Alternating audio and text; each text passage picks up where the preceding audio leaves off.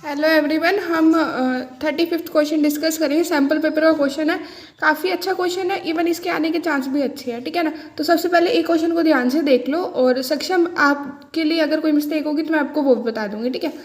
F X is equal to 10x minus 4x x belonging to 0, π/2। ठीक है। एक part में हम स्ट्रिक्टली इंक्रीजिंग निकालें, नेक्स्ट पार्ट में स्ट्रिक्टली डिक्रीजिंग निकालना है। बी पार्ट हम बाद में डिस्कस करेंगे। ठीक है। सो सक्षम, this is your answer sheet. ठीक है।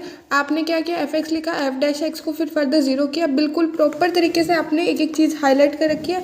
मतलब आंसर तो ठीक है ही, और उसके बाद जो है ना, जो टॉपर्स वाली शीटों में मतलब जो हरकतें मिलती है वो सब आप में मिल रही है।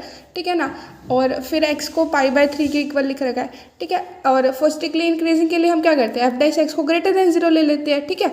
तो ठीक है, तो हम क्या लेंगे, x बिलोंगिंग टू π/3 से π/2 माइनस एफ डैश एक्स जो है ना वो ग्रेटर देन 0 हो जाएगा। इसका मतलब क्या है, फंक्शन इंक्रीजिंग है। और स्ट्रिक्टली डिक्रीजिंग के लिए क्या करते हैं, हम लेस देन 0 ले लेते हैं। ठीक है। तो आपने बिल्कुल करेक्ट इंटरवल निकाले हुए हैं। बाई चांस अगर जैसे क्वेश्चन में पेपर में इस तरह का क्वेश्चन आ जाता है, ठीक है, और आपको इंटरवल निकालने में प्रॉब्लम होती है, तो देखो जैसे 0 से π/2 नंबर लाइन बना लेना। ठीक है।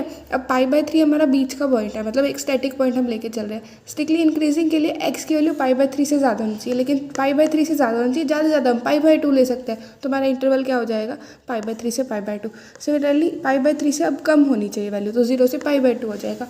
बिल्कुल परफेक्ट आंसर है, बिल्कुल मतलब जैसे मैं चाहती थी ना, आपने उतनी इंप्रूवमेंट की है। ठीक है। अब अगले क्वेश्चन पे चलते हैं।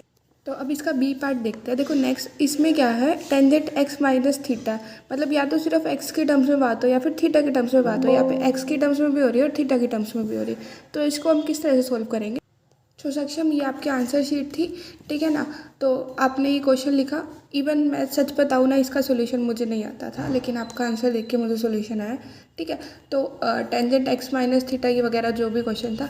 ठीक है। टेंजेंट टू थीटा को हम क्या लिख सकते हैं, x minus theta plus x plus theta, मतलब थीटा थीटा ओवरऑल, सॉरी। ठीक है। तो बाकी सब तो आपने ठीक किया, मतलब आपने टेंजेंट टू थीटा को यहाँ पे टेंजेंट टू थीटा के बजाय टेंजेंट टू एक्स बनेगा। यानी कि देखो थीटा थीटा और थीटा आपस में एक दूसरे को कैंसिल कर रहे हैं, रिजल्ट में हमें 2x मिल रहा है। ठीक है ना। तो उसी के अकॉर्डिंग जो है ना, हमारा लास्ट तक आंसर में थोड़ी थोड़ी गलती रह गई, क्योंकि यहाँ पे 2x आना था। ठीक है। तो ये सब मतलब एज इट इज़ रह गया। जब हमने इसका क्रॉस मल्टीप्लाई करवाई तो यहाँ पे 2x आना चाहिए था, और टेंजेंट, ठीक है ना। ठीक है। और यहाँ पे भी 2 थीटा के बजाय 2x आना चाहिए था। ठीक है। उसके बाद हमने टर्म्स को अरेंज किया, दैट इज़ हमें tangent x minus theta, tangent x plus theta, tangent x, ये सब एक मल्टीप्लिकेशन में चाहिए थे। ठीक है ना। तो हमने इस टर्म को रखा, लेकिन क्वेश्चन में थीटा नहीं है, क्वेश्चन में एक्स है, तो ये यहाँ पे एक्स आना चाहिए। ठीक है ना। और फिर हमने इक्वेट करके यहाँ पे तो बाकी सब ठीक हो गया, लेकिन यहाँ पे half log of second 2x आना चाहिए था।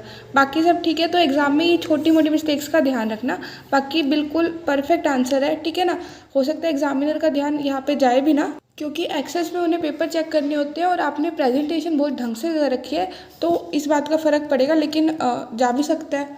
और कई बार पता है क्या होता है, जितने ज़्यादा मार्क्स होते हैं ना, तो फिर उतनी ज़्यादा चेकिंग होती है, ताकि मतलब बिल्कुल अगर आपके मार्क्स जैसे 70 से ज़्यादा होने लगे ना आउट ऑफ 80, तो जो एग्जामिनर होते हैं ना वो शीट्स पलटना स्टार्ट कर देता है, तो हमें केयरफुल रहना पड़ेगा।